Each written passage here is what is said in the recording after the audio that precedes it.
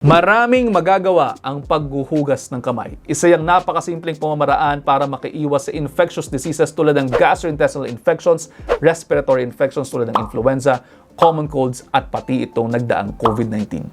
At alam niyo naman, yung mga gastrointestinal at mga respiratory infections na yan ay pwedeng magdulot ng serious complications lalo na sa mga bata at sa mga matatanda at doon din sa mga taong mayroong suppressed immune system. So ang tanong, kailan nga ba dapat naguhugas ng kamay? Eto, pagkatapos gumamit ng toilet, bago, habang at pagkatapos mag-prepare ng pagkain, habang nag-handle kayo ng raw and cooked food, bago kumain, pagkatapos mong suminga, ubobo o bumahing, pagkatapos mong gumamit ng tissue, bago at pagkatapos mong mag-alaga sa mga may sakit na bata, matanda o iba pang mga kasapi ng pamilya, kung nagyoyosi ka, pagkatapos mong magyosi, pagkatapos mong humawak sa mga hayop, pagka-uwi mo o pagdating mo sa bahay ninyo o sa bahay ng iba at sa trabaho. Yang mga pagkakataong yan, mainam na naguhugas kayo ng kamay. Pero kung hindi, pwede na rin kahit papaanong hand sanitizer para makatulong sa pag-iwas sa mga sakit.